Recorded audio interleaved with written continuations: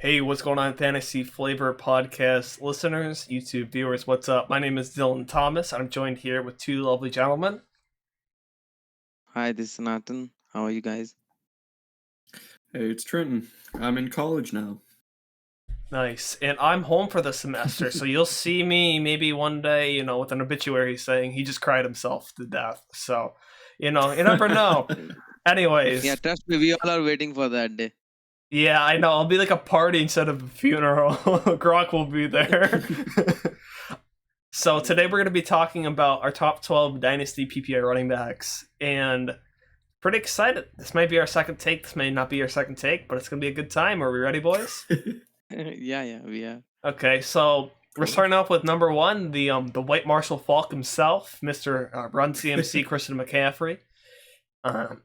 What else is there to say about CMC? The dude gets like 30 touchdowns a year and he's like 205. It makes no sense, but it happens. He's just very good.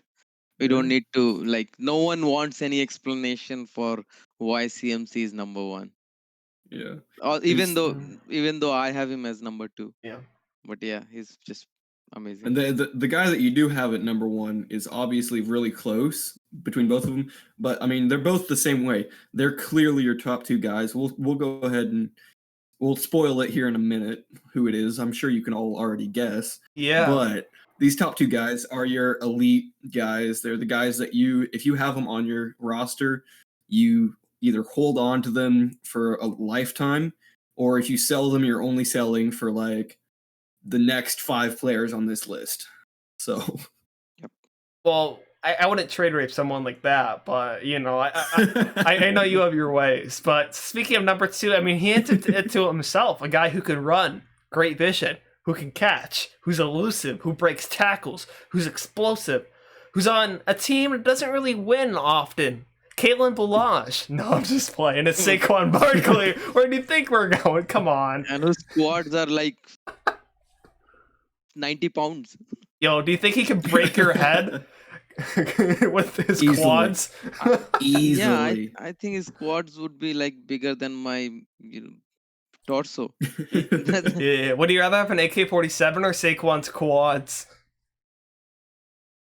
Definitely the quads. But anyways. Probably. Sad joke. Anyway, let's move on. Yeah, so I have Saquon as number one, and the only thing that made me have him number one is he's 1 year younger than CMC, and he's definitely he's more talented in real NFL, not in fantasy. Fantasy is CMC blasts every year, but in real NFL he's just more talented, and that's the only reason I have him as one and CMC as two. I don't think we need to debate that. I kind of those are the only two guys that are gonna year in year out get at the running back position, be on the field for 90+% of their team snaps. Yeah, like they're like the workhorse's workhorse. Yeah, and a lot of catches. Yeah, both of them a lot of catches. I guess that's why Saquon's two for me. I'm more concerned about the Giants using him as his potential as a pass catcher. I agree with Sanatin. He's definitely the more talented player. But I don't know if the Giants could unlock that. They just kind of scared me. When they could have brought in, what's his name, Matt Rule and freaking Joe Brady, was like an offensive genius, it seems like, and he brings in freaking Jason Garrett instead. You kind of know what you're getting with the Giants there. You know that Matt Rule was going to go to the Giants, and then he did not. He chose Panthers, and then Giants were like, no, we like Joe Judge, and it's like when you don't get a girl and then you try to show, oh, I never really wanted her anyways. That's the way Giants were reacting. Yeah, are you calling anybody out in particular there? Huh? Are you calling somebody out in particular there? That seemed very specific. Not at all. Was that going to me and I didn't even know it? You know that Giants really wanted Matt Rule, right? Yeah, duh. Who wouldn't? The guy's great. Yeah. That was a great story. Yeah. And the Panthers just did not let him go without signing from the building. So yeah, Matt Rule is amazing. So yeah. I think you are right in the sense that CMC's situation is much better than Saquon, but you never know Who know? Yeah, Garrett is someone who uses one running back. He has always done that. that's So true. probably Mhm. Yeah, that might be helpful. Matt Rule and Joe Brady. Joe Brady could just be like Mike Leach and not won't really translate in the NFL. So we don't know. It could. Yeah. So that needs to be stated. But they're all really close. I think Saquon's more talented. But Mhm. Let's move on. yeah, definitely number 3. I believe we have Alvin Kamara. I shouldn't even have to look for that. I feel like that's Yeah. everyone's number 3. Really. I No, mean, no. I think it's Trenton is number 4. I have him number 4, but Mm. it's he's like 3/4. Like I have 2 guys tied for 3. I just have him at 4 just because the other guy is on a little bit better of a better rushing offense, I guess. And for me, Camara is actually 2B. I think he's much more closer to CMC and Saquon than the next tier. And I think it's different for you guys. You guys definitely have a big, gap between those two and Camara. actually, Whereas no. no, I actually you agree have with turned you. around. Okay. I think the gap between Saquon and Kamara is closer than the gap between Saquon and CMC. Like, I don't know if you remember our fan league, but like weren't we like the 4th pick, and I was kind of like, I don't really want Saquon or whatever. That might be a different league, but yeah, Okay. I was like, I think it's kind of those two are more farther apart. So I'm actually with you there. Yeah, because personally, there is definitely a tier break for me. I have the top 2 guys and then the next 3, but that tier break is like it's like there's the top tier, then you go down just a little bit, and those next 3 guys are all right there, and then there's a little bit bigger gap for the next few guys. for me, Camara has his own tier, and that's much closer to the top 2. And then I have more question marks with other guys than Camara. I think Camara has very less question marks. Last year, it was just due to injury. He was not able to come back. He has all the things that can make a RBP number 1: pass catching, great offense. He has all the touchdown upside. Last year was very bad, but he has touchdown upside too in that offense. He was getting like 10 goal line opportunities versus Latavius getting 3 or 4. There was a big difference. He's being used in the goal line too. So I think this year he's going to smash if he is not injured. Yeah, So, I mean, kind of devil's advocate question here for you. I think Kamara's opened up that he kind of played through injury with his ankle, and then something came out. Didn't he have like a fractured like rib or leg or something? I read like the dude was like playing with like half his body hurt. Does that concern you for his long term value? Like if he isn't getting surgeries or properly treating his body? I mean, it's Dynasty, and running backs have the shortest lifespan. So if he's doing something very negatively to affect probably the most valuable thing for a running back, or if not one of them, other than talent, does that has to concern you, right? no, he had a high ankle sprain, which Saquon had too, and you don't need surgery for that. No, it was So- something else. I'm looking it up. If that's okay. What do you A think little about bit knee. He had an MCL sprain. Oh, Sprain there it is. as long as those ligaments don't break off, you don't need surgery for Yeah. that. But he's So I on that think- plant-based diet, which makes players more injury prone. I'm serious. There's a study. They're slightly more injury prone. So I don't know. What 0.01% more of a chance? No, it was actually kind of noticeable, but it was a knee injury. Was it an MCL? Hold on. It might be some. Oh, sprain it was or a something. torn MCL. So it wasn't an MCL sprain. It was a torn MCL, which is probably I more think serious. Mixon had the same thing. Mixon came back in 3 weeks. Did he? Dude, now you're making me yeah, look up everything. I want to make sure it's Mixon- right for the viewers. Yeah, Joe Mixon Mixon. had some MCL sprain, high grade, and then he had a surgery just to clean it up or something. yeah. MCL is not that terrible as ACL. It seems. So, Yeah, I definitely agree with you there. On the counterpoint, though, Geis did have that MCL, and I held him out longer than 4 weeks. So maybe it's a time frame, and the difference was Joe Mixon seems to have a partial tear, while Alvin Kamara had a full tear. I don't think Camara had a full tear. Let me read it all. Yeah, and the other thing is that Camara got like a full off season of to heal, man. That's a lot. Yeah, nobody is playing with that on. Doesn't that concern you? Because I believe if your MCL is torn, and it has a higher chance of tearing your ACL. I believe. Don't quote me on that. That's one of those where I'm not Yeah, sure, but I think I've read that but from a fantasy doctor. but that could have Mhm. happened last season. Last Yeah. season he had Mhm. higher chance, but now it is healed. There is Yeah, I don't nothing care about left this to. injury. The point was I don't want to straighten on this too much because it doesn't really matter that much. But does it Mhm. concern you that he plays through these injuries? Like it could lead to another injury. Like if a player plays through an injury and they're not 100% healthy, they could re-injure it, right? Doesn't that concern you that he kind of has that mentality? And maybe that's why The- he's 3 I- instead of 2 if they're so close. You know? no, that was last year. I'm saying that if a player plays through injury during the season, that's better. At least he's not giving me a 0 and taking weeks off. Yeah, but it's But Dynasty. If it's gonna shave if the his if lifespan, no, that has nothing to do with lifespan. what? These minor injuries, it heals during the off season, so it does not. It is not long term. I don't know. Lifespan will be if it is ACL tear or something, then it affects the longer health. But these sprains, this partial tear does not affect Yeah. long term. It's a It is full just tear, short by term. the way. It's not partial. If it was partial, I That's believe the okay. report would have been partial. I would have said Isn't that. he 100% now? I don't He's know. 100%. Right? Out of this Yeah, he's saying plant-based diet, bro, he might be 200%. Come on, don't you know how OP that plant-based diet is? Sorry, I Yeah, just go like ahead and move on. Sorry, I like memeing about that damn thing because it doesn't Mm. matter at all. Yeah. All right, who's I mean, 4? he's 100%. So who cares? Yeah. Yeah, 4 is Sir Dalvin. Joseph. Sir, no, I'm cutting to my 4. It's Dalvin Dalvin Cook. Dalvin Yeah. Cook. I mean, what else does there say about Cook? Cook's great. You know, I'll start it off. Just When he's on the field. when he's on, and Yeah. the good news is about his injuries is I don't think they make him injury prone. It's like a shoulder here, an ACL there, all these like a rib injury here.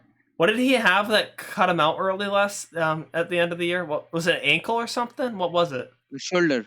Oh, it was the shoulder again? Okay. He Yeah. fell with the shoulder twice, so maybe that's a little... But that's probably, like, the best injury to have. Like, hammy will be Yeah, really exactly. bad. Shoulder, Yeah. like, you know... Yeah, exactly. I think his injury prone is only towards shoulder thing. And that's the reason that he could miss 2 weeks in a season. I will not say that it's very fluky Mhm. injuries. I think I keep him as only 14 games played when I'm ranking him. Yeah. Because he will miss 2. That's my thought process. But in that 14 games, unless it comes, if those miss games comes in the playoffs, you'll be very happy. 14 games is more than enough for him to do the damage. It's just so Mhm. electric. With Dalvin Cook, like you said, those injuries, they may not give him that injury prone label yet. But say he gets injured again this year, I'm even if it's a totally different injury, I'm going to throw that label on him because just remember back in the 2000s with the Colts safety Bob Sanders, he could never play a 16 game slate, but all of his injuries were totally different injuries. He just kept getting injured because he might not have been injury prone in one specific part of his body, but he just couldn't stay healthy overall. So, I mean, it may be that type of thing. So, I mean, if he can stay healthy this year, sure, good for him. But if he gets injured again, then it's kind of getting to that point where is he just a liability all around? And his Is it- value is going to plummet. If he gets injured for whatever reason, all the Yeah. dynasty players are going to just freak out. And he's still an elite player when he's on the field. He is. Oh yeah, When he's on the field, he's a top 3 running back in the game. The issue is definitely. the availability over the ability. Yeah, that's Yeah. true. And I have him 5 with Trenton. Sonon has him 4, so he's definitely the highest. I think for me, what kind of holds him down a little bit is I kind of like Alexander Madison. I think he could be interesting. Listen, it's kind of the thing that I said with Kenyon Drake, even though I think Cook's more talented. I think Alexander Madison could take enough of a role where maybe Dalvin Cook doesn't have as much upside. Like, it wouldn't surprise me, genuinely, would it surprise you guys if this is like Cook's best fantasy year? It wouldn't surprise me. It was a super good year with all the games he played. I believe he was on pace to finish top 2. So it wouldn't surprise me if this is the best Dalvin Cook we're going to see. That's not a bad thing. Like, if he finishes with a couple of fantasy points per game, I'm happy with my investment. Honestly, it would not surprise me if it was the best CMC year too. Yeah, that's fair. I don't think it's a bad thing, but, you know, I just think Madison will be interesting to see because he wasn't used much on third down. He was kind of used late in games when they're already up, or maybe some by like on a goal line, or maybe on those So third downs. But when they were using him, they were like running, maybe like third and so short. for What's up? for a PPR Yeah, yeah, yeah. running back, Mm, the two money downs for me are yeah. the two Mm, money plays are third down, pass catching, and goal line. And if you look at the splits, mm, Cook dominates in both of those yeah. situations. Like completely dominate. Mhm. It's not even 70-30 or something. Mm, It's like 95-5, something like that. He's getting all the goal line. He's Yeah. getting like 90% of the third. I think it might even be 100%. I'm not sure because I was not able to find the splits by third down or so. But mm, from what I have heard in some other place, it was almost all of the third down was Dalvin Cook. So those are money mm. downs for a PPR running back. So I'm not very Yeah, concerned, yeah, yeah. even if the snap percent goes down. That's fine. That is a great point, but I'm interested to see if Madison will take more of that. At Boise Yeah, State, his last 2 seasons, he had a little combined of a little under 60 catches his last 2 years. that's valid. So, That's valid.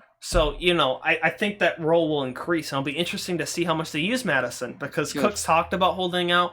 It doesn't seem like he is actually going to hold out, but it'll just be No. interesting to see how much Madison can take. And I think, honestly, with these guys, we have Pollard behind Zeke, these upcoming guys, Giovanni Bernard. I'm just gonna look at the list real quick to see any other notable backups. Who like Boston Scott. I don't even know who Josh Jacobs' backup is. Lynn Bowden, Jalen Richard. Like, you know what I mean? Like, so I guess out of all those backups, my point is like I can see Alexander Madison being like the best backup, and Oh, no doubt. so that's all kind of my Madison, point. Madison and Pollard might be the best backups in Yeah, the yeah, league for me. yeah. And Pollard's so fun to watch, which I yeah, feel like is good because that brings us into our next guy, Ezekiel Elliott. And I mean, Trenton, I believe you have him at, what is it, 3? yeah. Yes. I think it's a little high, so defend yourself. Why do you have him so high? He's the guy that I'll swap between 3 and 4 with Alvin Kamara, as I said earlier. I like Zeke because he's that consistent guy. I think out of everybody on this list, other than maybe McCaffrey, he's that guy you can trust week in and week out to get you 15 plus fantasy points, more than likely than not. He's that guy that's there. They feed Zeke. He is an underrated PPR guy. I mean, he catches more balls than people give him credit for. And I mean, he's just that consistency guy. I like consistency in my players. I like availability. Zeke has almost always been readily available. I don't know if how many games he's missed, if any, in his NFL career, but he's almost always out there, and he's just consistently doing great work out there. So Yeah, definitely. Zeke is Mr. Consistency.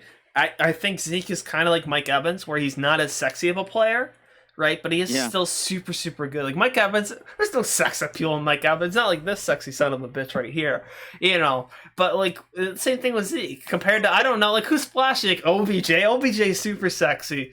Who are some other sexy players? CMC, Saquon. Whoo, you just want to, Zeke isn't AJ like Brown. that. AJ Brown's super sexy. Whew. Getting me kind of DJ hot Moore. over here. Oh, DJ Moore. Don't get me too excited. I might have to go away for 5 minutes and do something. The bathroom. Jeez, man. But Did you mean to say 1 minute? nah, it's gonna be 5. No. I gotta do it twice because you mentioned 2 guys. Come on, 2.5. 2 minutes. 2 minutes. Okay. Let's move on. No. Yeah, if we're getting serious here though, Zeke, he's just a little older than the other guys for me. And this would not surprise me. I guess it's a hot take. I said it on the last take. We did this. Would it surprise you if he's kind of cut like Gurley? Not because he's terrible. I don't think, he'll suffer the same injury as Gurley kind of did. That's not my point, though. But the Cowboys are so tight for cap space. And I think I don't even know if they're going to re-sign Dak anymore. But if they do re-sign Dak, they're very tight on cap space. And Pollard has looked good. They have all their draft picks. Would it surprise you if they let Zeke go? He's been super good, but they have a super good O-line. So you could probably plug someone else in. And they'll do okay. Remember when Alfred Morris came in and he looked pretty okay? Tony Pollard looks pretty okay when he's in. I'm not saying Zeke's a system back, but is he, would it be better to cut him and be able to keep I Dak, for that team. I don't think they can cut him. There will be a lot of dead cap. Yeah, but Gurley was Probably, the same and thing. I said same thing about Gurley, and no, look, but they did it anyways. Gurley had played like 3 years of his 5 years. It was only 2, I Uh, think. Maybe, but he Yeah. hasn't even played 1 year. He got the extension this offseason, right? Yeah. So I'm not saying this year he's gonna get cut or this offseason, but you know what I I mean. doubt even if he stay. The problem with his even if he stays is that it's a new off. Maybe it's not a new offense, but at least they have a new head coach. And the other thing is that they have a lot of mouths to feed in the passing game. So he does not just appeal a lot in PPR. I mean, he will get a lot of touchdowns probably, and lot of carries, lot of yards. But there might be weeks where you'll not be happy having him because if he doesn't get a touchdown, he might disappoint. So that's the only reason. I mean, I don't see I the think ceiling in him. Yeah, I think Zeke is a cowboy for life. I think he's a fan favorite clearly, so there's extra reason to keep him. He's consistently given them value. Sure, he's getting paid a lot of money, and they might need to use that elsewhere, but they're not going to. It's not going to be something that they can just easily move on from. They're not just going to cut him. It's a totally different scenario from Gurley. Gurley, that injury, and then he started to play a lot worse after the injury, and just his whole trajectory went downhill. Zeke is still on a good trajectory. He's not dropping off at all. Yeah, He's that's still correct. putting up great numbers. So I don't think they have any reason to cut him or trade him or anything. They're going to hold on to him. No one will trade for him. I think nowadays no one is trading for running backs anyways. But yeah, Right. cutting will be difficult. The other thing is that their defense is not that great. So probably they might not be leading a lot. So and their pass catching core is super awesome. So who says that they might have a lot of shootouts? That does favor running backs with touchdowns, but he doesn't have that pass catching appeal, as I said earlier. And he is an underrated pass catcher though. No, that so. that I agree. He's not a bad pass catcher at all. He's underrated, sure, but they don't use him. So like whatever. Yeah, definitely. I mean, Zeke is talented, but I will argue that his best pass catching season came from, I believe, when the Cowboys' years number one ago. wide receiver was Michael Gallup for like 8 games or whatever, and then Cooper was in for the other 8. And I don't remember the split, so it could have been kind of the same. But my point is, they just have so many pass catching weapons, and I think it's good for his touchdown upside. But you know, and what also happens if Dak leaves? Let's just say Dak could leave, and they get a rookie guy. I don't think a rookie quarterback helps Zeke at all. I don't think he'll get targeted as much. I don't think he'll get as many touchdowns. Travis Frederick also retired too. Keep in mind that was his worst rushing year too. With Travis Frederick was suffering. And from Tyron his Smith thing. has not been good. Yeah, recently. He's The been left good, tackle. but not the best tackle. Yeah. Yeah. I take Tyron Smith over, freaking Newhouse. No, which we comparing rocked with for the himself. Pats. That's Comparing fair. with himself. Yeah. Okay. Yeah. Let's move on here, though. I think we should move on to my guy. I have him ranked 4th. Sanatan has him ranked 8th. What the fuck? Sorry. And Trent has him ranked 6th. So which is consensus. I'm right there. I'm perfect. You should be a little Listen to under. me. I don't know what the fuck's not smoking with 8 if people have cooked that high, but we'll get into that in a bit. I don't know. Mixon's just super good, right? Mixon's super talented. I think he could genuinely be a top 3 RB talent in the league. It wouldn't Definitely. I shock agree me. with that. Mhm. I agree with that. If you like Le'Veon Bell, like back in his days, like you should like Joe Mixon. Mixon is better than Bell. Oh, that's kind of hot. I mean, right now, Bell, yeah. I'm talking about like peak Bell, though. Peak Bell. No, the difference is that peak Bell was running behind the peak O line too. Oh, And Mixon is running behind like a shitty O line and doing the same things that Bell is doing. I think Mixon is definitely more explosive than Bell. Yeah, that's fair to say. Peak Bell. I think for me though, it's interesting because I always kind of look at my 4 and 5, and I don't want to do this too much here, but like Dalvin Cook and Joe Mixon are kind of similar to me a lot. I think why I have Joe Mixon higher, I think this is important to talk about, especially if you're drafting in like the first round, is I don't think we've seen Mixon's ceiling. Mixon's always been consistently good, low end RB1. I feel like it's safe to say, guys, we haven't seen his ceiling. I think his ceiling's going to come No. with Joe Burrow. And what is his ceiling? His ceiling could honestly be the number one running back if they decide to use him on third down. He's just that talented. It can be that. Now, do I think realistically it is that? No. No. I think Gio Bernard would have to get injured. And Gio will always be a thorn in his butt. There's no other way to put it. But I do think Joe Burrow loves his running backs so much in the passing game that there could be a world where Joe Mixon maybe catches 60, 65 passes. And Gio Bernard can have another however many. Because Joe Burrow likes targeting his running backs on all downs.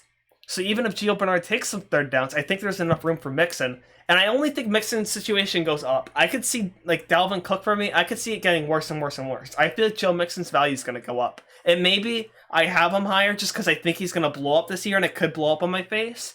But last year I had Cook higher than Mixon because of that same reason. And it actually worked out for me when other people may have had Mixon higher. So I don't know. Yeah. That's my logic. What do you guys kind of think about him? For Mixon, I feel like it's a weird scenario. I don't know how to really feel about him totally. I have him ranked where I have him for one reason in particular, because he's after that group of 5. He could hop into that group of 5, but I have him at 6 because he's always underperformed expectations. Every single year he's been in the league, people have given him a certain number to a threshold, and he hasn't reached it. However, why I have him at 6, I think he could jump into that top 5, or make it a 6-person tier, is because of Joe Burrow. And you said Burrow targets his running backs. The issue with Mixon, he hasn't been targeted as much as he should have been so far in his career. He coming out of college, he was an elite pass-catching back, and he just wasn't targeted in the passing game. They wouldn't give him the ball. They gave it to him a few times, but I mean, Leonard Fournette caught almost, I think, double or twice as many passes as him last season. That was close. I mean, Leonard Fournette coming in was like, this guy is not really going to catch passes. He's just going to be a ground and pound running back. And Joe Mixon was like, this guy's going to be your third down back at worst, and at best he could be a full 3 down back. And they just haven't used him like that. But Burrow is perfect for him. He loves to target his backs. So I feel like if any year for him to break out, it would be this year. Yeah. Why do you have him at 8? Agree. Just talking about talent perspective, I agree with everything. I think he has the ceiling of number 1. Not in that offense, though. As a talent, he has the ceiling of number 1. The problem with I have a few concerns with Mixon. Gio is very good third down back. So I'm not. I don't for a second think that Mixon is getting all the third down work, of all the passing down work. The other thing is that they have a rookie quarterback, and they are kind of rebuilding. So I have not much concern, but I have teeny tiny concern that they might not re-sign Mixon, and who knows where he lands next year. So that might be a little bit of concern for me. I have much more confidence in Kamara and Cook being re-signed than Mixon. I still think he will be re-signed, but that little bit of concern gives me a little bit of pause. I kind of... Go ahead. Yeah, I kind of think the opposite, though, which is kind of interesting. I think it could be good if you're talking about Cook versus Mixon, because Vikings don't have much cap space. Sure, they're win now, but think about like Melvin Gordon. The Chargers were really trying to be win now. Whether they were or not is a completely different conversation, but they were trying to be win now, and then it just everything like kind of blew up. And the Vikings are still a good team, but they kind of lost some defensive pieces. I'm not saying the Vikings are going to rebuild, but the Bengals have a ton of cap space, top 10 in the NFL next season. And that would be a perfect situation to kind of re-sign Mixon, honestly, since he's on that rookie contract. Chargers tried their best for win now, but as soon as they knew that they don't have the quarterback, they got a new quarterback. They are not going to spend too much money on assets which are short-term assets. Well, a rebuilding team never spends a lot on assets which are short-term. So they might... Yeah, go ahead. Sorry, I have to cut in here because I see where this is going. You're going to kind of laugh at this. Do you remember Melvin Gordon turned down like a 4-year, like $13 million deal from the Chargers? So they offered them that. That was them offering him that, and Yeah, but and he said Chargers are no. not. He said But no. Chargers are not totally rebuilt. They They are lost. one now. That's my point, Yeah, though. they are win Mhm. now, but Bengals are not win now. That's what I'm saying. I'm saying there's more I cap don't. space. I think I I'd don't. rather. I think both get re-signed, but I'm more confident in Mixon. I don't. You know what I? Maybe I maybe you are right and everything, Mhm. but my thinking is that they don't re-sign Green next year. They don't re-sign Mix. I mean, they they should re-sign Mixon because he's still very Mhm. young. But there is a teeny tiny possibility that they don't. As I said, Mhm. I have confidence that he will be there, but I have more confidence in Cook Yeah. and Camara because Mhm. those teams really want to win now, and they want Mhm. pieces. They want continuity. So that's the whole point. I don't know. I just feel like Okay. they should be a little closer in your rankings. That's all. Like I'd be okay with 7, 8. Feels a little low. I'm mad about your number 5 guy, but I'm sure we'll get there. I Yeah. can't see why you'd put Joe Mixon under him. But we should just move on here. But Yeah. overall, I feel like the summary with Mixon is super talented guy who we just don't know. We can't really trust the Bengals because the Bengals have never really been good as an organization, and we're kind of curious to see where we're going to go with that. There's a little more mystery, but a little more sex appeal with Joe Mixon. I think that's a good way to end him. Yeah. And talking about my number 5 guy, Yeah. we have him next. Yeah, so Let's- Josh Jacobs comes in at my number 8, Sinaton's number 5, and Trenton's number 7. And consensus number 6.7, which ranks to 7. So that's our consensus kind of ADP. And he ranks to Consensus 7. again. Yeah. Are you really? Yes, I'm being consistent or consensus on quite a few of these. Well, guys. technically 6.5 is, but I'll let it slide. I don't know what they're teaching you over there at your university, but I don't think those are great math Close. skills. Come on. And now I can explain why I have Yeah. Josh Jacobs over Mixon. Perfect transition. The reason is that I think Jacobs and Mixon are the same. I mean, they have the similar talent. They have similar what do you call situations where they are very good at pass catching but not being used. Everything is similar. The difference is Jacobs is 2 years younger. And that's the only difference that I have him over Mixon. Otherwise, everything is same. You change their age, I'll switch them in my rankings. It's just because of the age. There is no difference in my mind. I think both are supremely talented. Both are excellent pass catchers. Both are good in running game. Everything is similar. But Jacobs is 2 years younger. Why wouldn't I have him over Mixon? I don't see any difference between them. Okay. Yeah, I have him at 7, and I kind of agree with that. They're like back to back in my rankings. They're both very similar caliber players. The reason I moved Jacobs up earlier, and it's because of the recent news that came out where he was expecting to catch, say, 60 passes this year. So that came out a couple days ago, and if he gets anywhere close to that, then his value skyrockets. But overall, Mixon is the better pass catcher, has the higher upside in PPR. But Jacobs, I think, definitely has the higher potential to get more overall yardage. Okay, 'Cause Trenton, I'll he's- ask you here. Coming out of college, who was deemed as the better pass catcher? Jacobs Joe or Mixon. Mixon? Mixon? Mixon. Mixon was so good at Oklahoma, dude. He was a Yeah, top but 15 Mixon pick. was Josh Jacobs was a good to great pass catching back. Joe Mixon was an elite pass catching back.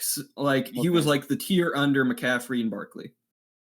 Okay, but who had more catches in college?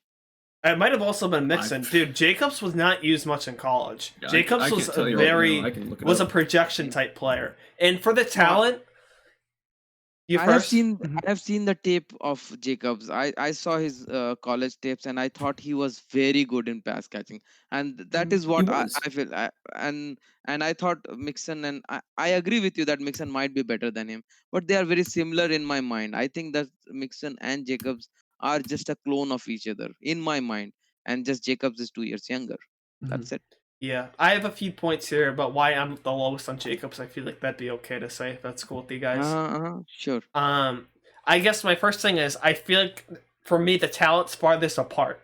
right? I've always kind of been the lower one in Jacobs, even though I still, at the end of the, before the season started last season, I had him in like my top 14, I think top 13. So I was still relatively high in Jacobs at the consensus, but I feel like their talents actually farther apart. Joe Mixon only won in the second round because he decided to hit a woman, which you should never do. But he did it, and he I agree. obviously regrets it, and he lost a lot of money, lost a lot of endorsements, and we haven't heard anything about it since, which is good. I'm glad he learned his lesson. But if he doesn't do that, he's a top 15 pick in 2017, where there's freaking Leonard Fournette, Christian McCaffrey, Dalvin Cook was also supposed to be a first-round guy. He fell to character concerns. Whatever. Joe Mixon was supposed to be like a top 15 pick lock, and then he decides to try to hit a woman, right? Which is awful. And my point is, Josh Jacobs was a late first-round pick in 2019, which is one of the weakest RB classes. Trenton, you can correct me if I'm wrong, of that whole decade. I feel like that's fair to say. I feel like 2014, pretty close to it, one of the weakest. So my whole point is, I feel like their talent, let's say like Leonard Fournette or Christian McCaffrey stayed for their senior seasons. Do we see Joe Mixon, if he never hits a woman, go top 8 to the Panthers? I wouldn't surprise me.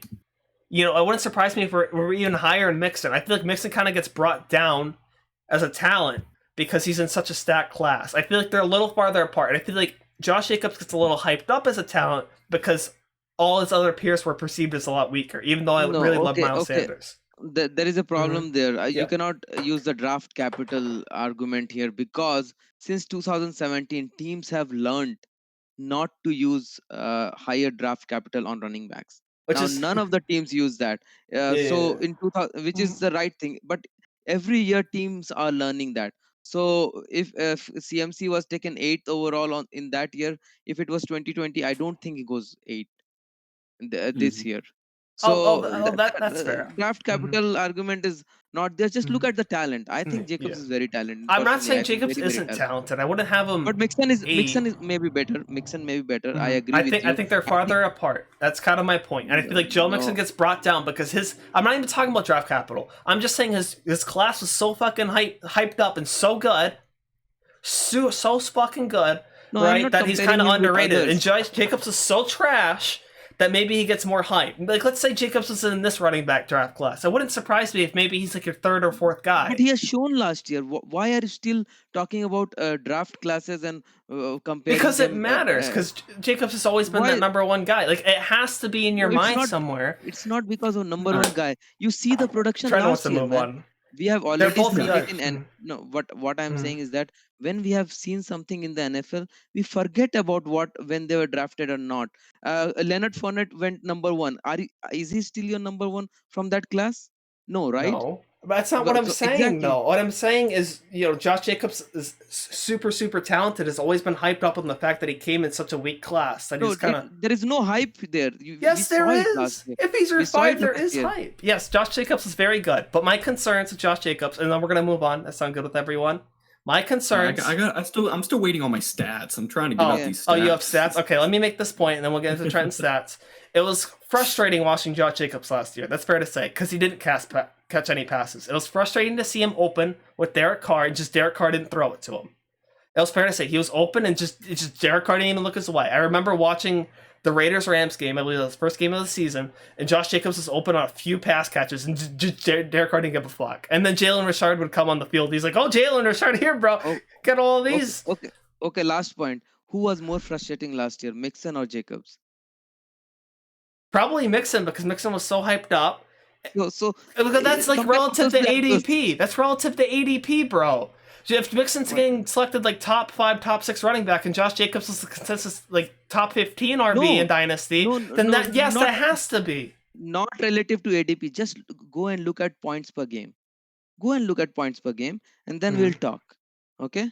Go and look at points. I'm not even talking about ADP. Just go and look at apples to apples. Go and look at the stats. Number of pass catches. Mixon had a little bit higher. But go and look at points per game. Yes, but Mixon is more talented. Mixon is now in a situation where I believe he'll catch more passes because I trust Joe Burrow over Zach Taylor. I trust him over fucking John Gruden. Do you really trust John Gruden, bro?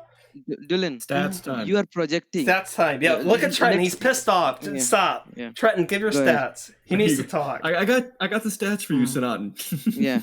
Yeah, I've been sitting on him for like 10 minutes. Yeah. But yeah, in college, over his 3-year career, Josh Jacobs and Alabama, which notoriously doesn't really pass to their running backs anyway, so Mm. he averaged 16 catches per season. So that's a decent average for Alabama. Yeah. Joe Mixon, however, as I did say, he was a great receiving back. He averaged 32 and a half per season for Oklahoma. Man, Mixon was so good in college. There is a difference. Mixon is the better pass catching back. However, I do agree, Josh Jacobs did look really good in those pass catching opportunities he did have. And they are both good pass catching backs. Mixon is the better pass catching back. Jacobs is the better runner. And they're both right there with each other. So. Yeah, and when we are talking logic, let's compare apples to apples. That's all I'm saying. That for Jacobs, you trash him because of last season, and then when you bring Mixon's last season, then you go to talent. So if you are talking something for one back, let's talk the same thing for the other back. Yeah, and I've already addressed that though. We're gonna go in circles here because I already said that Mixon for me is way more talented. Not way more talented, but there's a bigger jump in talent than you guys. So I don't want to go in a circle here. My final point about Jacobs, I wanted to mention this since the beginning, and I never got to, so I'm sorry. It's the Raiders have made a lot of moves publicly that said maybe Josh Jacobs won't catch 60 passes. Like they drafted Lynn Bowden as a running back, although he may play quarterback. We heard that.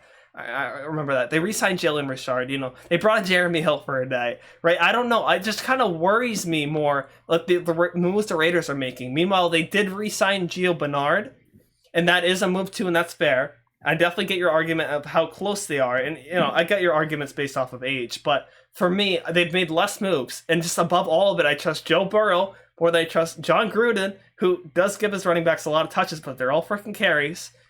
I just, they're both kind of shit shows, but I just trust Joe Mixon more, and I trust Joe Burrow more than all of them, and that's why. And I feel like we should move on here. Okay. Fair? Mm-hmm. And now we're getting to the tier of guys where we don't have to talk about Joe Mixon, Dalvin Cook, all these other guys. Because for me, this is kind of where we get into our next tier. Mm-hmm. I think that's fair to say. This is kind of where we're going to start getting into our next tier of guys. So even though I think Jacobs would be in this tier for me, Clyde Edwards-Helaire is super interesting. Because I'm consensus. Get that, motherfuckers? It's my turn to be the consensus and the mediator. So John has him at 6. I have him at 9. And Trenton has him at 12.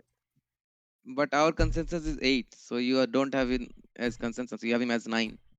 Composite is 9 though. Yeah. I have him as 9. Yeah, 6. He's our consensus RB8, but our composite score. Yeah, I'm the consensus because I'm in between both of you. That was my point. Think about it. What's in between 6 and 12? 9. No, but Trenton was talking a little bit different when he was saying his consensus. He was saying exact. So I was saying exact between you both. Sorry, we're on different wavelengths, I guess. Anywho, let's talk about Mr. Clyde Edwards-Helaire. What do you? I actually want to do this a little differently. Trenton, why should we be concerned about ranking Clyde Edwards-Helaire higher than the top 10 in Dynasty running backs? Even no, just go ahead. Just go ahead. If you follow me on Twitter, I'm notoriously against Clyde Edwards-Helaire. It's not the fact that I'm against him; it's the fact that I'm against all the people that are. As soon as Damian Williams opted out, all those people that are like, "Hey, should I draft him at the 104 in my draft? Should I draft him before Saquon? Where should I draft him?" He is a good back. He is going to perform very well, and I feel like he's going to do. I feel like I'm giving him a little bit too much hate. However, he doesn't deserve all of that love that he's getting. Pre-draft, he was I'm pretty sure among all of us, he was ranked as our RB5 pre-draft. Yeah. So, I mean, that's a guy that we had 4 running backs ranked above him. Does landing spot matter that much to where he jumps up to the clear-cut, like, high first-round pick in a startup draft compared to a guy who pre-draft we thought maybe we could get him in a startup in the 6th or 7th round? I mean, what happened there? Where is that landing spot that much value for him? Mm-hmm. For me, I don't see it. So the other thing is that for me, first of all, landing spot is very valuable. The other thing is that having been selected number 1 running back in this class, by Chiefs made me realize that when I was evaluating the talent before the draft, I might be wrong somewhere, because I am not as good a evaluator as the NFL scouts or NFL GMs or NFL coaches. So first of all, I feel that our initial ranking was wrong because of that. He should not have been 5, maybe 2, maybe 3. Hmm. And the other thing is, the offense that he went in, I think is just amazing. So combining those two factors, I think that vaulted him up a lot, and that's why he's my number 6 running back. Yeah, to kind of mediate in between both of you, because I actually do get both points. I don't think Trent. I want to start it off with Trent. I don't think him being 5 is a bad thing. This has been one of the most stacked running back classes of the decade. I mean, maybe 2017's better, and that's it. Honestly, it was so damn good, so damn good. So could he have been a top 2 or a top 3 guy in like 2019? I don't know. 2018, maybe not. 2018 was pretty solid. How about 2014? He probably was your number 1 guy if he was in that draft class. You know what I mean? Like Anybody could be the number 1 in 2014. dude, Let's not joke. I'm the number 1. Like, let's be real here. But on a Put more me in there. on a more serious note, it's just, you know what I mean. Like for me, the reason why he was there is because I thought he was going to get drafted last.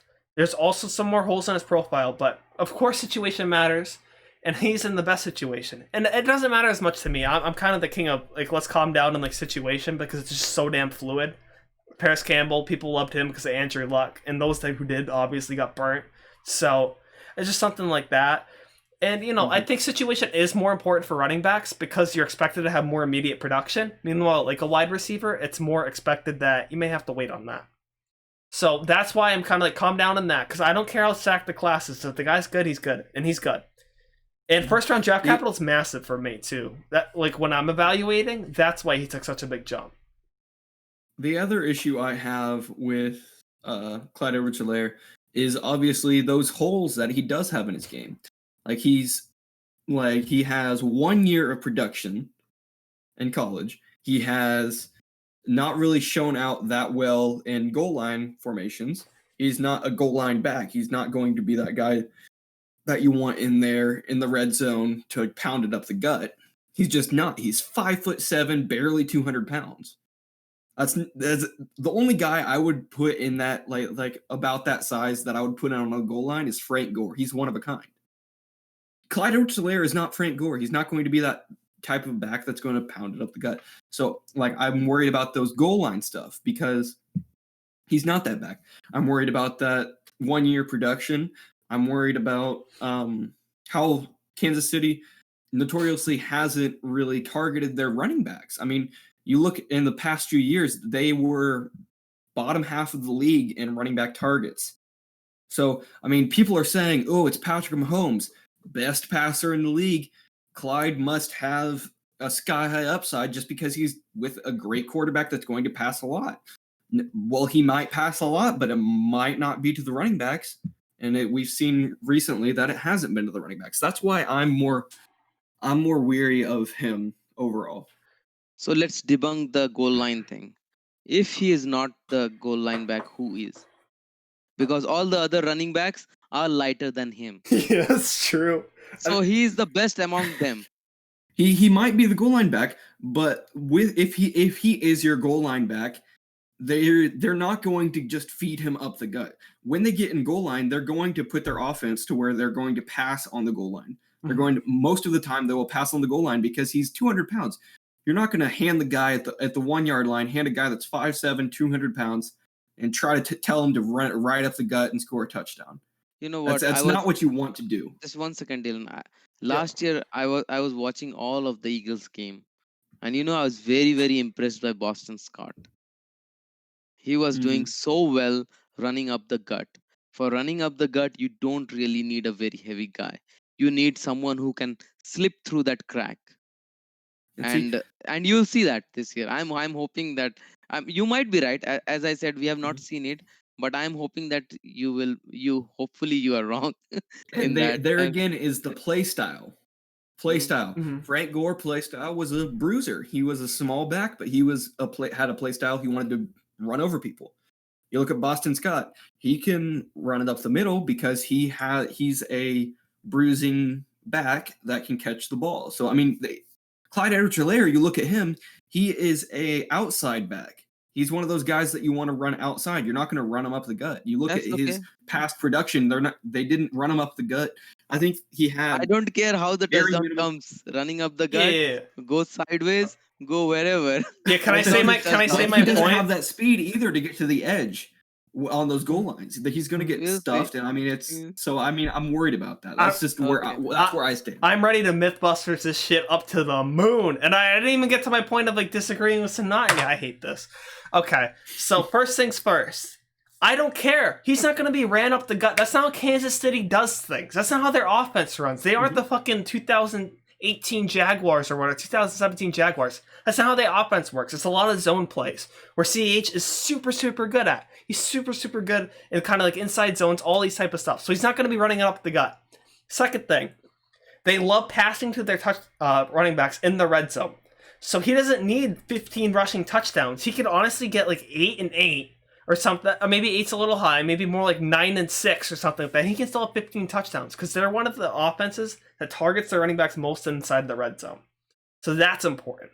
Another area that I think is important here is you talked about his speed to the outside edge. He's actually super agile. He had one of the highest agility scores and one of the highest burst scores coming out of the combine. So what I mean by that is he doesn't need the super duper fast 4.3 speed because that's a different type of speed. And maybe it showed up different on film, but we have evidence, analytical evidence that shows, maybe he's better at that than we're giving him credit for.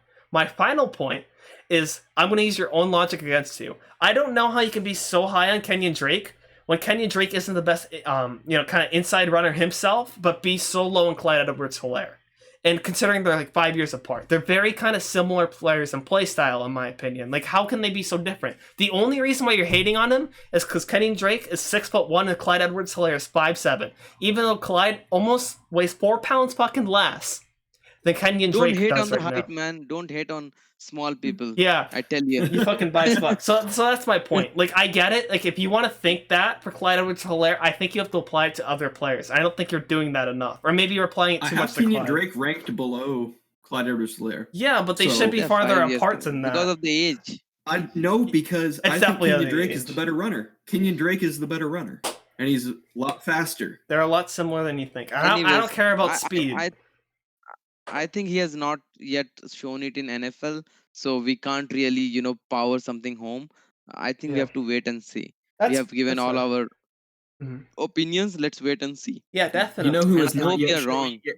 You know who has not yet proven it in the NFL? The next guy on the list. I mean, hasn't? that's Okay. definitely interesting. I had one more stat. I'm going to drop it and we're going to quickly move on because this is kind of a fun stat. Since 2004 when Andy Reid started coaching, I believe it was 12 out of 16 of his fantasy RBs to finish as an RB1. And the second stat is RBs drafted in the first round average over 220 touches in their first year. So, sorry, I want to get that in. Let's move on. That's a fun stat Let's here for move you. And next guy, not proven in the NFL, Miles Sanders, the fuck you talking about? All right, so for me, I'm the highest on him. He's my number 7. For Sanatin, he is with the consensus according to how you guys do it. He Miles Sanders number 9. He's ranked him number 9. Trenton's ranked him at 13, and he was a little lower than that. We had to argue about him before the pod to slide him up a little bit. He might have had some fat ass Jaguars running back over Miles Sanders. So I don't even know. Let's start out with Sanatin though. How should we feel about Miles Sanders? So Miles Sanders, I think his opportunity is amazing. What he has going on with him right now. The one thing that I am not very, very high on him is because of the talent. I don't think he is like a very good talent. I just think his opportunity is very good, and that's the reason I have him as 9. I think he's going to get a lot of, and I am very high on Philadelphia's offense too, Eagles offense. So I think he'll get a lot of work, and if they decide to bring in a veteran, that's okay. I don't think Miles Sanders is that great anyways as a talent. So just because of opportunity, I think I have him as 9.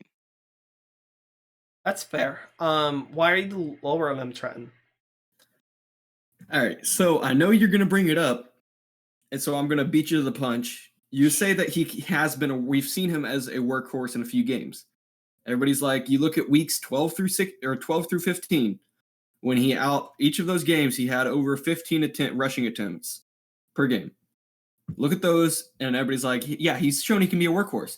Look at the opponents in those games. Versus in week 12 versus Miami, which was, let me look, the 27th ranked rushing defense in the league. What did he do? He had a decent game, 17 attempts for 83 yards. Didn't score a touchdown, though. Did in the passing game, but still. You look at week 13 versus the New York Giants, the 20th ranked rushing defense in the league. He put up 3 yards per attempt, 15 attempts for 45 yards, and he had 4 catches on 5 targets for 24 yards, which, mind you, was more than the week before when he had 5 catches on 5 targets for 22 yards. Those are versus 2 of the worst teams in the NFL overall and 2 bad rushing defenses. You look at the next week, which was his best game of the season. Yes, he had 19 attempts for 122 yards and a touchdown on the ground versus the 31st ranked rushing defense in the league.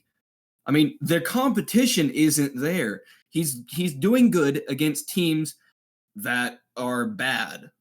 You're looking at some of the worst teams in the league, and he's doing good, but it's not good competition. So it's not really a good measure of is he good or not. So that's where I'm saying I don't know. I still haven't seen him truly as a workhorse yet. Versus Dallas was the only game where I would say he had decent competition. They were the 10th ranked rushing defense in the league.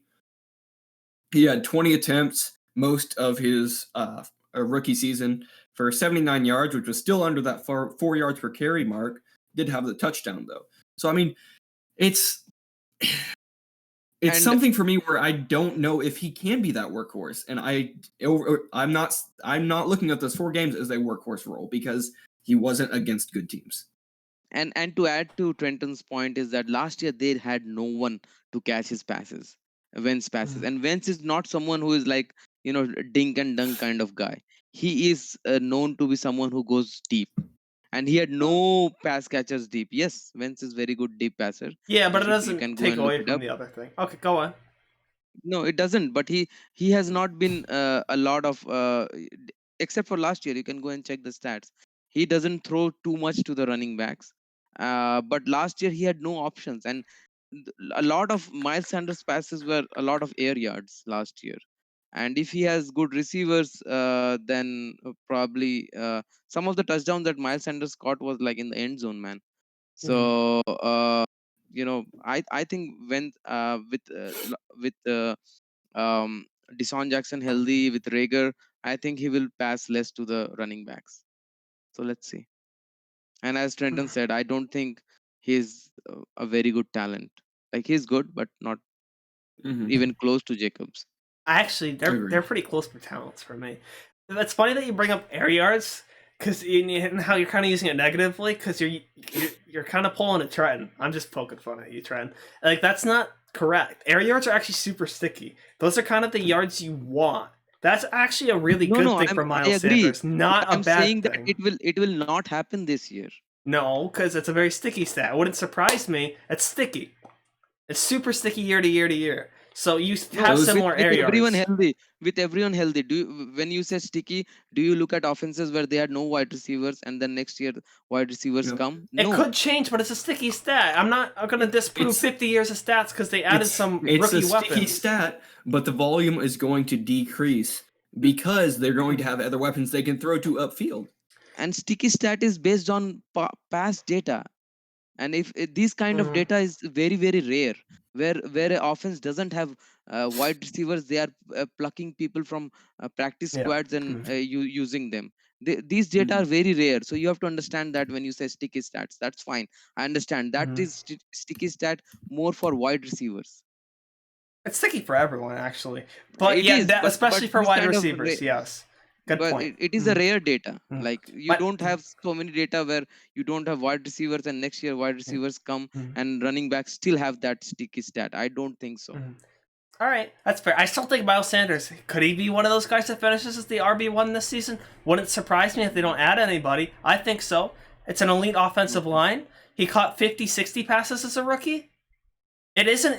It wouldn't surprise me, man. So many things are looking good for Miles Sanders. Even if Boston Scott has a role. I don't care that they've run committees in the past. Corey Clement isn't going to do enough to me to say, hey, we don't need to run committee. We have fucking Corey Clement, Wendell Smallwood. If your name's Smallwood, you ain't going to be good in the NFL. That's what I said. All right? And, they had J.H.I., and people like to use that, oh, he was so good in Miami. J.H.I. was never really that good outside of 3 back-to-back games. Like, he's practically the freaking Jonas Gray, but he did it in 3 games in a row. Okay, let's be a little realistic. J.J. wasn't that great that he demanded to not be, used as a workhorse. The only other 2 backs they've drafted in the second round have been LaShawn McCoy and Brian Westbrook, who have been absolute fucking home run smashes in Dynasty leagues and fantasy football leagues. Like, I don't care if it's reach out, they've been home run hits. So for me, it's just, I think Miles Sanders is gonna return where I have him ranked at 7th. I think Miles Sanders is going to be great. And even if he's like 9, he's still 22. And he's a super good pass catcher. And he was super talented coming out. I feel like the thing that held him back was we only saw like 1 year of him because he was behind Saquon for the past 2 seasons. And none of us should take that like as a bad thing. Saquon is generational. Let's not cut around. So I think Miles Sanders is really good. And that's why I have him ranked. And I think he does have more upside than someone like Jacobs, which I have 1 spot lower. So that's why I have Miles Sanders that high. You think so, but I think the talent difference is just too much. And you are the one who says that talent is very, very important. And yeah, I think Jacobs is much more talented than Sanders. I like you using my mindset. In every aspect. I do agree. I think that Miles Sanders they could want to use him more as a workhorse. Yeah. The issue, as I said before, was we haven't seen him perform well in that role in what he has done yet. So, well, he has performed pretty well. You can't hold that against him. That he the worst defenses. Yeah, you can't hold that against him. He didn't perform well. I feel like you're holding that against him. Well. Yeah, he did. He was a fantasy beast, bro. But you cannot 4 games he was held under 4 yards per carry. You cannot use that as a pro also. All we are saying is that let's watch a little bit more and then we can make up our mind. He's definitely more unknown than someone like Jacobs. Jacobs has more injury concern than Miles Sanders. If you want to count that as an unknown, people are different. But, for me, Miles Sanders I love Miles Sanders. I'll gladly be the Miles Sanders truther out of the 3 of us. So let's move on here to number 10. We're going to wrap it up here. Here's our last guy. And, man, I love Jonathan Taylor, bro. He's so fucking good. It's a shame I had to put Nick Chubb over him, who's my guy there. So he comes in our consensus number 10. My 11. My 10. Sonat's 10, excuse me. And Trenton's 8. How the fuck am I the lowest on Jonathan Taylor? How have times changed, bro? Tied with Miles Sanders. So they're both composite and back-to-back. That's a good point. They're both technically number 9 then. And I just want to mention the few guys who missed the cut that we're going to be talking about in our next episode. Nick Chubb, Derrick Henry, the other rookie running backs are kind of coming up next. So make sure to check out and subscribe, kind of pre-selling here, to our channel if you want to see us talk about those guys. So Jonathan Taylor. Dude, he's so good. I mean, he is so good. He's been fucking phenomenal. He's had 2,000 scrimmage yards 3 years in college. And this year he added pass catching to his repertoire. And now he's Philip Rivers, who loves targeting backs more than maybe Joe Burrow, who I mentioned earlier. And he's behind a really good offensive line. Some people think it's the best run blocking offensive line in the league. It was more close to being 16th than it was being 1, but it's still a good offensive line, and it should be a good offensive line throughout his career as long as it stays healthy. We'll see once Anthony Costanzo retires. I believe he's playing 1 more year. Is that correct, Mr. Colts fan? Or did he already retire? He's on contract for 2 years, I believe. Oh, so interesting. Well, I don't know. We'll see. I think he's going to retire soon. I remember hearing him. He thought about it. Anyways, Jonathan Taylor's going to smash. He's going to be super duper safe. I'm interested in seeing the pass catching upside because I think he has the talent. Maybe someone like Jacobs, who we talked about earlier. But I don't know. He'll be interesting to watch. But he has Philip Rivers on his side, so that's a really good thing. Yeah, that's a big positive. But pass catching, I think Jacobs is much far superior than him. I just meant like we haven't. Talent, yeah. I don't. Yeah, you know what I mean. Okay, cool. Yeah, but yeah, his opportunity. Rivers just loves to throw down to his running backs. But say one more thing is that maybe because in LA he had a very bad O line and he did not have time to throw to his receivers. So who knows? Let's watch and see when he has very good pass protection. Maybe he'll use his receivers more than his running backs. And even if he uses his running backs, Naeem Hines is still there. So we'll see. Let's look at some college stats. This is one of my favorite Jonathan Taylor stats. He is all-time in college football number 6 in rushing yards. And with 6,174, he's just under 1,000 off of the number 1 overall. Yeah, stay senior year, he gets it. From 1 to 16, every other back up until Herschel Walker at 17 played all 4 seasons. Jonathan Taylor did that in 3. He is an elite running back, an elite rusher. We've never seen this level of overall dominance in college football from a running back just running the ball before. I will say he had an incredible offensive line at Wisconsin. I feel like if you mentioned and that, he goes back to another incredible offensive line. Hey, I'm just saying to hype down in a little bit. Love it. You know, I love N'Keal Harry coming out, but no guy can be a slam dunk pick, no matter the stat you use. Everyone has risks. If it's because of injury, if it's because of mismanagement. I think the part that concerns me about maybe why I'm the lowest is I'm kind of concerned about how good the offense will be. You kind of mentioned the fact that the offensive line was bad for Rivers, so that's maybe why he checked down more. It's the opposite here, but I also think it's the opposite. I don't really like the Colts' weapons, at least for the first year. T.Y. Hilton's always been good. He's been kind of meh these past 2 years. It'd be interesting to see how he does this year. Jack Doyle's always been kind of jaggy, but he's had some good years, but I feel like that's thanks to like Andrew Luck and just being targeted by Jacoby Brissett. And then there's Paris Campbell and Michael Pittman. My problem with both of these guys is Michael Pittman's a rookie, and they don't produce often. So that's fair to say. Like, if Michael Pittman's going to have 400 receiving yards, is he a legitimate good thing for Jonathan Taylor? And, you know, Paris Campbell face-planted his rookie year, just like N'Keal Harry, just like some of those other guys we like to mention. He face-planted. Paris Campbell was injured. Yeah, so was N'Keal Harry, but you say he face-planted. You know what I mean? Like, he's still face-planted. N'Keal Harry face-planted for the same... You know what I mean? You say he face-planted. Right. I agree. They both underperformed when they were on the field. But you can't... I'll go back a little bit. I'll retract a little bit on N'Keal Harry. Sure, they were both injured guys. So I will leave more time to judge them. Yeah, but, I mean, they're guys that we can't say for a definitive fact right now that they were bad picks. They're underperforming for the rest of their careers. So just my point back to Jonathan Taylor is like, would it surprise me if this passing offense, even if Rivers is trying his hardest, maybe the weapons just aren't that good this season? It could happen. It's very realistic. They may just have to feed the ground more. Yeah, feed the ground more. Feed Jonathan Taylor in the passing game like Miles Sanders, who you brought up. So maybe we could see Jonathan Taylor. Quoting Quentin Nelson, run the damn ball. Perfect. I mean, that's it. I have Jonathan Taylor. Any closing thoughts? No, he's just great. I mean, every rookie has a,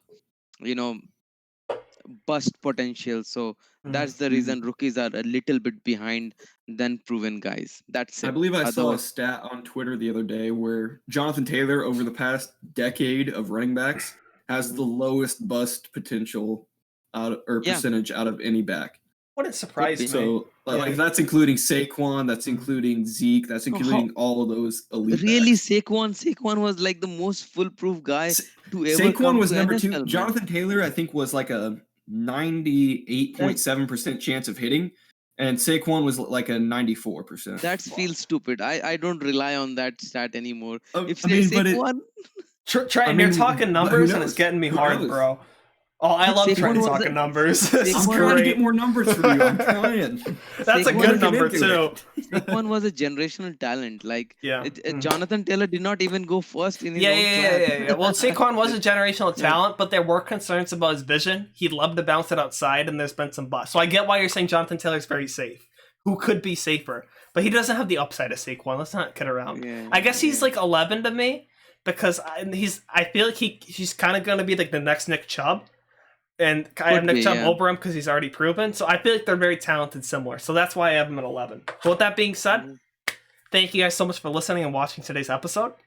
I had a lot of fun recording. I thought it was a great episode. How about you guys? Yeah. I thought it was awesome. So I loved it. I don't know next week if we're going to be Debate. talking about wide receivers or if we're going to continue the running back. We haven't decided that yet, but you should subscribe because we're going to get to it eventually.